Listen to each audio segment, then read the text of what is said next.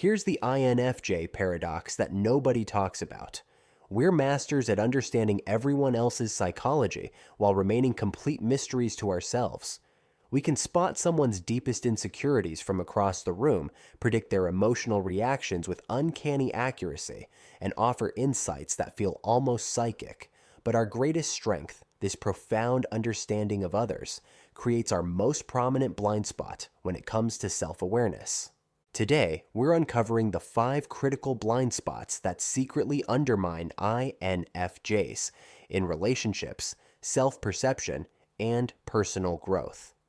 Understanding these patterns doesn't just transform how you see yourself, it changes everything about how you connect with others and move through the world.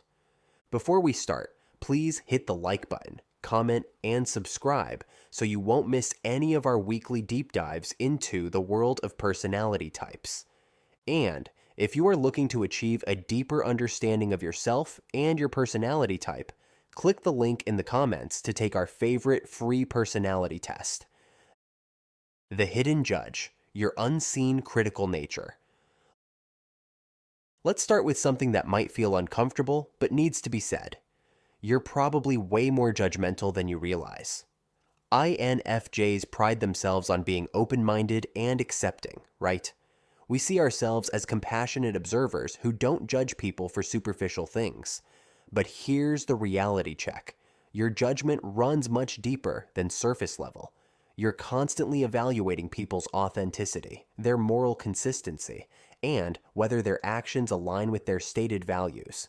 You've developed this internal radar that's constantly scanning for discrepancies between what people say and what they actually do.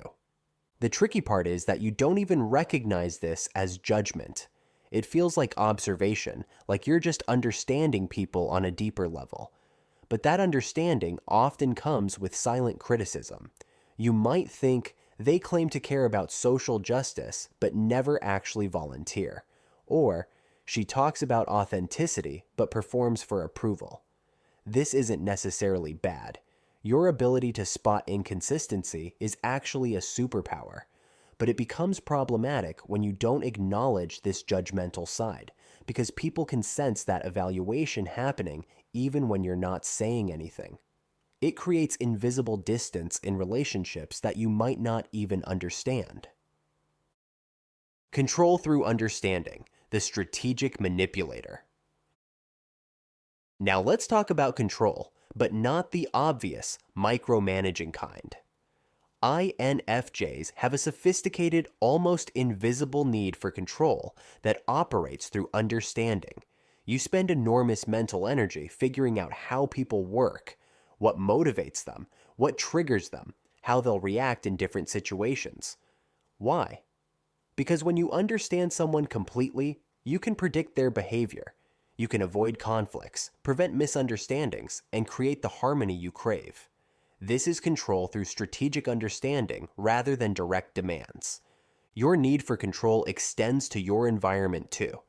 You probably have specific routines, preferred seating arrangements, and ways you like things organized. You get anxious when there are too many variables you can't predict or influence. You might not see this as controlling behavior because you're not being bossy. You're being thoughtful and strategic. But let's call it what it is. It's still a form of control. When people don't behave as predicted or situations don't unfold according to your mental models, you experience genuine stress and frustration. You might not show it outwardly, but internally, you're recalibrating, trying to regain that sense of predictability. This pattern shows up in relationships when you try to help people by steering them toward choices you think are best. You drop subtle hints, frame suggestions carefully, and create environments that encourage certain behaviors, all while believing you're just being helpful. The line between harmony seeking and manipulation gets blurry here. You need to recognize that your desire for control, however well-intentioned, can prevent others from making their own choices and learning from their own experiences. The irony is that your need for control often comes from wanting to protect both yourself and others from pain, but it can actually create more complexity than it prevents. The addiction to being needed. Savior complex exposed. Now let's talk about something that hits different for many INFJs. Your addiction to being needed. You probably see yourself as naturally helpful and caring, someone who genuinely wants to make a positive difference. And that's absolutely true. Your desire to help comes from a genuine place of compassion. But there's something else operating underneath that you might not recognize. You're actually addicted to the feeling of being needed. There's a part of you that gets a serious emotional high from being the person others turn to for advice, support, and deep understanding. You love being seen as wise, insightful, and emotionally intelligent.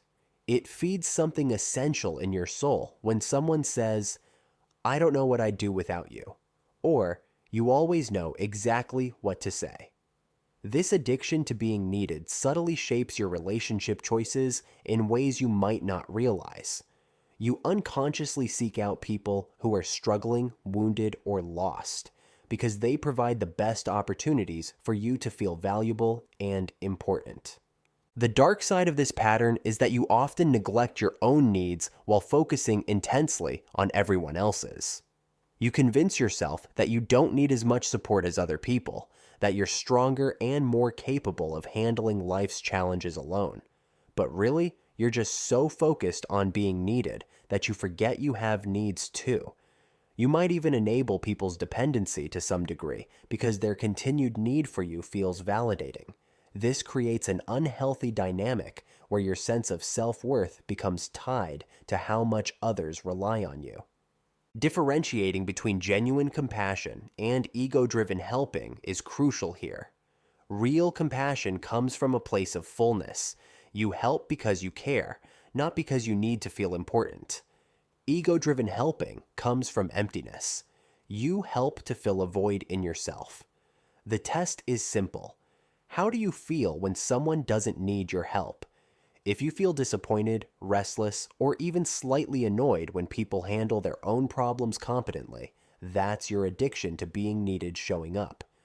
Recognizing this pattern allows you to shift from helping to feel valuable to helping from a place of genuine care.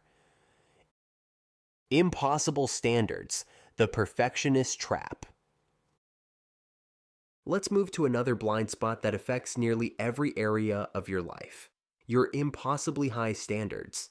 You probably acknowledge that bit of a perfectionist, but most INFJs don't realize just how unrealistic their expectations truly are. Your standards aren't just high, they're often completely unattainable for any human being. This applies to everything: your work, your relationships, your personal growth, your living space, and even your thoughts and emotions. You expect yourself to be consistently wise, patient, understanding, and emotionally balanced at all times. When you inevitably fall short of these superhuman standards, you engage in brutal self-criticism. But here's what you might miss. You unconsciously apply these same impossible standards to other people, too, even though you'd never admit it openly. When people disappoint you, it's often because they've failed to meet fundamentally unreasonable expectations. You think you're being fair and reasonable, but you're actually expecting perfection from imperfect human beings. This creates a cycle of disappointment and frustration that you might not connect to your perfectionist tendencies. In relationships, you might find yourself frustrated when partners or friends don't remember small details, don't anticipate your needs perfectly, or don't maintain constant emotional availability. At work, you might struggle with delegation because nobody meets your exacting standards.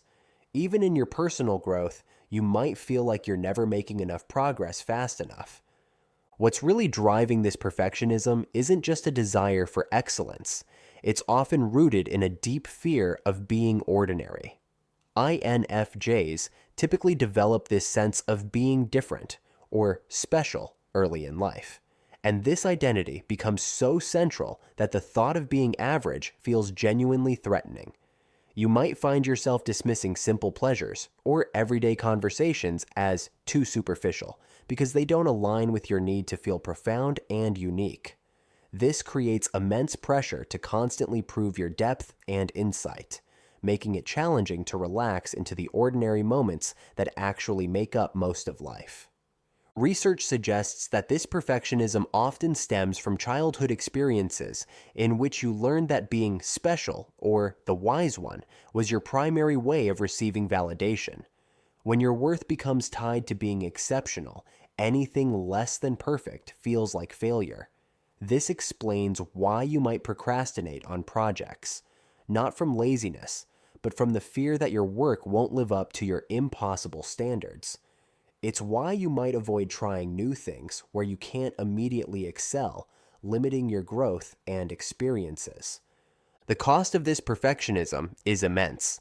It prevents you from celebrating small wins, enjoying the present moment, and accepting the beautiful messiness of being human. You're so focused on the ideal version of how things should be that you miss the value in how they actually are.